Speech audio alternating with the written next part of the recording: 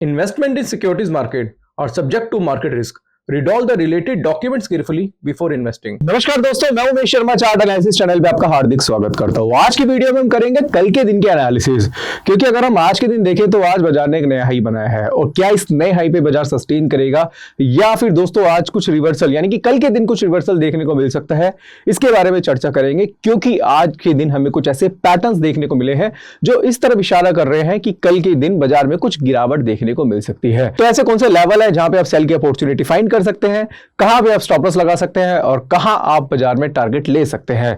दोस्तों अभी जो मैं बात कर रहा हूं वो निफ्टी और बैंक निफ्टी की कर रहा हूं। तो आज की वीडियो काफी स्पेशल है, शुरू से लेके आखिर तक जरूर देखिएगा। चैनल को सब्सक्राइब नहीं करा है तो चैनल को सब्सक्राइब कर दीजिएगा। तो सबसे पहले दोस्तों आज की जो रिपोर्ट है वो ये है कि आज हमने निफ्टी बैंक निफ्टी की कॉल दी थी जिसमें हमारे टारगेट अचीव हुए हैं। इसके साथ साथ हमारा एक विप्रो की कॉल है जो कि कल के दिन होल्ड कराई है और एक निफ्टी की पुट हमने कल के दिन होल्ड कराई हुई है। उसका सारा रीजन मैं आज की वीडियो में आपको बताने वाला हूं। सबसे पहले दोस्तों निफ्टी का चार्ट देखेंगे और निफ्टी का यहां पे मैं 15 मिनट का चार्ट आपके सामने लगाता हूं और इस एरिया को कर देता हूं थोड़ा सा जूम। अब आज सबसे पहले क्या था दोस्तों, आज की हमारी कॉल थी जिसमें हमने मॉर्निंग में ही आज निफ्टी शॉर्ट कराया था। अब निफ्टी शॉर्ट कराया था मतलब क्या था कि निफ्टी की जो एक पुट थी उसको हमने बाय कराया था और उसका हमारा जो टारगेट था वो अचीव हुआ। 100 रुपीज का प्रीमियम था, 80 रुपए का स्टॉप लॉस था। टारगेट हमने 120, 130 और 150 का दिया था। तीनों टारगेट हमारे अचीव हुए थे। अब वो टारगेट क्यों अचीव हुए, क्या रीजन था, कॉल क्यों दी थी, ये सारी चीजें दोस्तों समझाना चाहूंगा। फिर उसके बाद हम करेंगे कल की एनालिसिस की कल क्या हो सकता है। दोस्तों आपको पता है कि अभी मैं कैंडलस्टिक पैटर्न पे ज्यादातर काम करता हूं, इसके अलावा मैं चार्ट पैटर्न भी देखता हूं, कुछ इंडिकेटर्स भी देखता हूं, बट मेजर काम मेरा क्या है कैंडलस्टिक पे रहता है। क्योंकि अगर आपको प्राइस एक्शन के बेस पे ट्रेड लेना है तो कहीं ना कहीं आपको कैंडलस्टिक पे काम करना पड़ेगा। बट कैंडलस्टिक पे काम करने के लिए आपको बहुत सारे पैटर्न्स को पढ़ना पड़ता है, उसके लॉजिक्स को समझना पड़ता है। क्योंकि एक कैंडल में अगर एक कैंडलस्टिक पैटर्न में 20 टाइप्स ऑफ लॉजिक्स आपको देखने को मिलते हैं। अब सबसे पहले दोस्तों यहां पे हमने जो ट्रेड बनाया था वो था कि निफ्टी में हमें एक पैटर्न देखने को मिला था जिसको बोलते हैं dark cloud cover. Dark cloud cover मतलब होता है कि जब टॉप पे एक बुलिश कैंडल के साथ एक बेरिश कैंडल बनती है और बेरिश कैंडल की बॉडी बुलिश कैंडल की बॉडी को 50 to 70% कवर करती है। और यहां से दोस्तों हमने सेल की पोजीशन अपनी बनाई थी और हमारा जो टारगेट था वो हमारा अचीव हुआ था। जब हमने सेल की पोजीशन बनाई थी जब 25,400 के आसपास था तो उसके बाद 70 पॉइंट निफ्टी गिरा और निफ्टी ने जो लो बनाया वो 25,332 रुपए के आसपास लगाया था।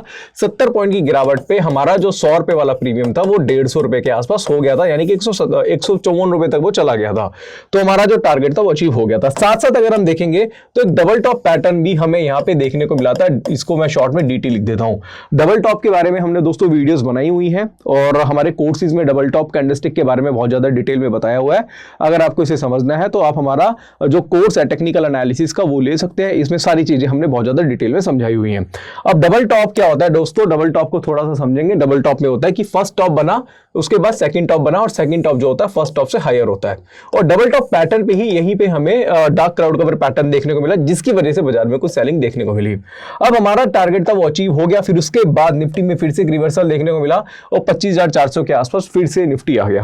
आज जब 25,400 के आसपास फिर से निफ्टी आया तो फिर से हमने एक पुट बाय कराई जो कि BTST कॉल थी, यानी कि बाय टुडे सेल टुमारो, यानी कि पुट जो थी वो हमने अगले दिन यानी कि कल के दिन होल्ड कराई है। अब उसका रीजन क्या था, तो उसके लिए हमें टाइम फ्रेम के कॉम्बिनेशन को पढ़ना पड़ेगा और मैं यहाँ पे जाता हूं अवर्ली के चार्ट पे। अब यहाँ पे अवर्ली का चार्ट अगर मैं देखूं तो निफ्टी का अवर्ली का चार्ट कुछ इस तरीके से आपको दिखाई दे रहा होगा। अब यहाँ पे अगर हम देखेंगे तो अवर्ली चार्ट पे एक पैटर्न फॉर्म हुआ है जिसको बोलते हैं इवनिंग स्टार। ये इवनिंग स्टार कैंडलस्टिक पैटर्न है। उसके बाद नेक्स्ट कैंडल बेरिश बनी थी और यहाँ पे सेल की अपॉर्चुनिटी हमने फाइंड करी। मार्केट में तेजी आई और यहीं पे ही 25,400 के आसपास फिर से हमने शॉर्ट की पोजीशन बनाई। अभी जो क्लोजिंग हुई है दोस्तों वो ये 25,377 रुपए की, यानी कि 25,377 के आसपास की। तो हमारी जो पुट है वो हमने फिर से 25,400 की पुट जो है वो 100 रुपए की प्रीमियम के आसपास बाय कराई है। 103 रुपए 104 रुपए पे क्लोजिंग हुई है और मुझे लग रहा है कि इवनिंग स्टार पैटर्न के हिसाब से एटलीस्ट जो निफ्टी है मेरे हिसाब से 25,300 के नीचे एक बार आना चाहिए, यानी कि 25,270 के आसपास का लेवल इसका आना चाहिए। तो कल के दिन अगर बाजार गिरता है, बहुत तेजी से गिरता है, तो जो पुट हमने बाय कराई है कल के लिए उसमें हमें टारगेट देखने को मिल सकता है। रीजन उसका क्या है कि यहां पे एक पैटर्न फॉर्म हुआ है जिसको बोलते हैं इवनिंग स्टार पैटर्न। साथ साथ अगर आप देखेंगे तो क्रॉसओवर हमें MACD का भी देखने को मिला है। MACD मतलब मूविंग एवरेज कन्वर्जन डाइवर्जेंस। इसके ऊपर भी दोस्तों हमने ऑनलाइन कोर्स में डिटेल में समझाया हुआ है। जब दो लाइन का क्रॉसओवर देखने को मिलता है और यहाँ पे जो ये बार्स है जिसको हिस्टोग्राम बोलते हैं वहां पे भी आपको डाइवर्जेंस देखने को मिल गए। साथ साथ दोस्तों कैंडलस्टिक पैटर्न देखने को मिला है, इसके अलावा डबल टॉप पैटर्न तो ऑलरेडी यहाँ पे बना ही हुआ है। तो मेरे हिसाब से अभी जो बाजार है सिचुएशन तो फिलहाल बाजार की कह रही है कि यहाँ से 150 पॉइंट की गिरावट देखने को मिल सकती है। फिर उसके बाद देखते हैं दोस्तों कि क्या ये गिरावट आगे जारी रहेगी। कल का दिन बहुत इंपॉर्टेंट है और कल का दिन देखने के बाद पता चल जाएगा कि भाई थर्सडे की जो एक्सपायरी है वो क्या हो सकती है। अब यहाँ पे हम एक चीज और नोटिस करेंगे वो ये है कि अगर हम टॉप पे देखें वर्ली चार्ट के हिसाब से तो एक रेजिस्टेंस हमें देखने को मिला है और ये रेजिस्टेंस जो है वो किसमें, निफ्टी का। अब दोस्तों आपको पता है कि रेजिस्टेंस के ऊपर एक बहुत बड़ा रेजिस्टेंस है और रेजिस्टेंस के बाद अगर आप देखेंगे तो बड़ी बड़ी दो कैंडल्स ऑलरेडी देखने को मिली थी और कुछ 400-500 पॉइंट की तेजी अभी कुछ दिन पहले एक ही दिन में देखने को मिली थी, आपको पता ही होगा।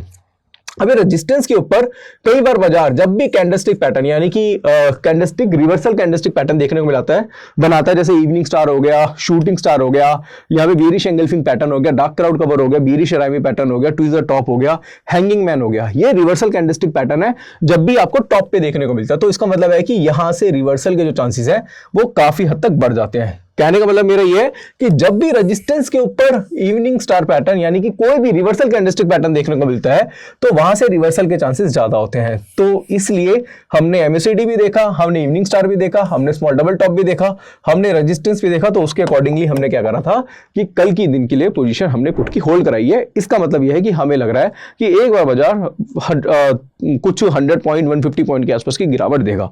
तो अभी जो एनालिसिस है दोस्तों हमने पूरी एनालिसिस टाइम फ्रेम के हिसाब से हमने निफ्टी की कर दी है। अब मैं यहां पे लेके जाऊंगा आपको बैंक निफ्टी के चार्ट पे और बैंक निफ्टी का चार्ट आपको दिखाना चाहूंगा। अगर वहीं पे हम बैंक निफ्टी का चार्ट देखते हैं तो बैंक निफ्टी में आज 200 पॉइंट की तेजी देखने को मिली है और यहां से अगर हम बैंक निफ्टी का थोड़ा सा स्मॉलर टाइम फ्रेम का चार्ट देखें तो स्मॉलर टाइम फ्रेम के चार्ट पे हमें बैंक निफ्टी कुछ इस तरीके से दिखाई देगा। बिल्कुल ध्यान से देखिएगा दोस्तों, जो मैं समझाने की कोशिश कर रहा हूं मैं हमेशा डिटेल में ले जाने की कोशिश करता हूं ताकि एक बिगिनर को बहुत अच्छी तरीके से समझ में आ जाए। अगर हम देखेंगे तो बैंक निफ्टी जो है स्लोली ऊपर की तरफ जा रहा है, आप देख रहे हैं। अब यहाँ पे एक पैटर्न फॉर्म हुआ है जिसको बोलते हैं डबल टॉप पैटर्न। इसके अलावा अगर आप देखेंगे तो ओवरऑल यहां से अगर हम बैंक निफ्टी का प्राइस देखते हैं तो वो कितना है 51,900 के आसपास।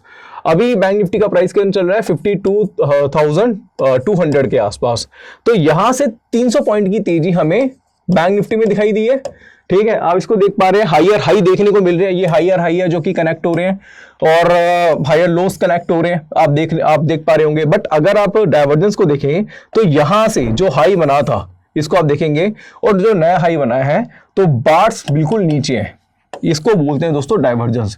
तो इस वजह से मुझे लग रहा है कि बैंक निफ्टी में भी आने वाले ट्रेडिंग सेशन में कुछ गिरावट देखने को मिलेगी। जब बाजार धीरे धीरे ऊपर की तरफ जाता है, बाजार धीरे धीरे नीचे की तरफ जाता है तो डाइवर्जेंस अगर आपको देखने को मिलते हैं एमएससीडी में पॉजिटिव डाइवर्जेंस या फिर नेगेटिव डाइवर्जेंस देखने को मिलते हैं तो वहां से रिवर्सल के जो चांसेस है काफी ज्यादा हो जाते हैं। अगर आप इसको 30 मिनट के चार्ट पे देखें, आवरली के चार्ट पे देखें तो भी ये सारी चीजें आपको क्लैरिटी के साथ दिखाई देंगी।